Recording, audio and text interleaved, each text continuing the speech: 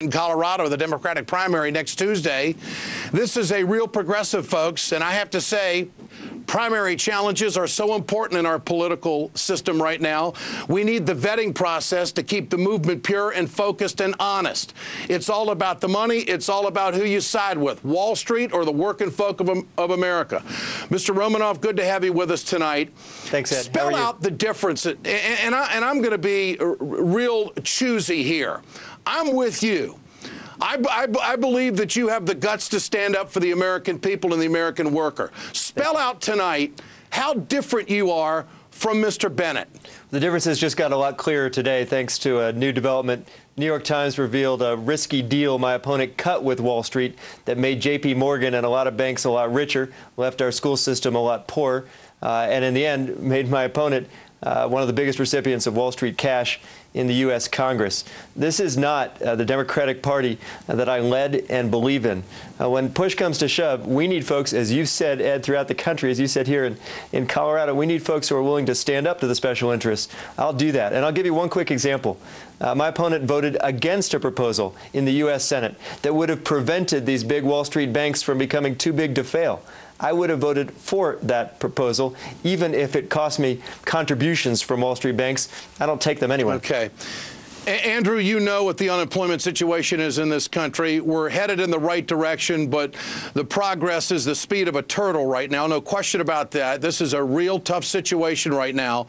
The Senate has gone home after a bill was put on the table to help the 99ers and to incentivize businesses for hiring long-term unemployed Americans. Where do you stand on that? You're not an insider. Do you think Harry Reid did the wrong thing?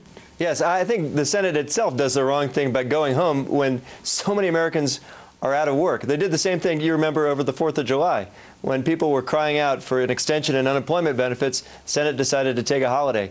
We need to put people back to work. I'm glad, as you are, that there is a Make It in America program again, because the truth is we're losing too many jobs in manufacturing and to other countries because of our failure to reform tax and trade policies. What's your response to President Obama not supporting you and supporting the appointed Senator Bennet? Well, I respect the president. I support the president. I'm looking forward to working with the president. People in Colorado are quite capable of making their own decisions, I will tell you. And what is unbelievable now is the Democratic National Committee.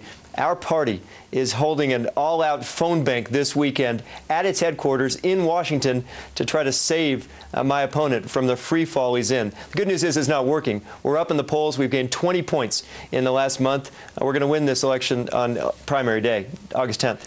You know, in the past, we've heard candidates speak the way you're speaking right now. They go to Washington, they get spoiled.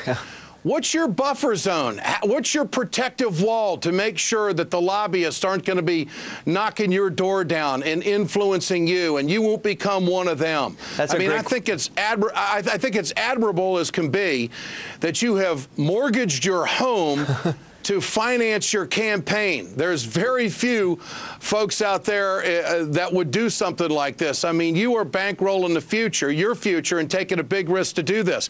But how do we know you won't get like them if you get inside the Beltway? I sold my house altogether, which goes to show you how crazy this campaign finance system is. I'm up against a guy who's taken $1.3 million from Wall Street banks, insurance companies, oil companies, and other special interest groups. What's going to keep me honest is the people of Colorado. I'll owe my seat in the U.S. Senate literally to them. So many members of Congress, I'm sad to say, on both sides of the aisle, have to pick between doing what's right for their constituents or what might be profitable for their corporate contributors. I won't face that dilemma, Ed. I don't have any corporate contributors. Andrew Romanoff, we're looking forward to next Tuesday. Going to be a heck of a race. We'll see you. Thanks so much for joining us tonight. Have a great weekend. Thanks, you too, Ed, and appreciate it.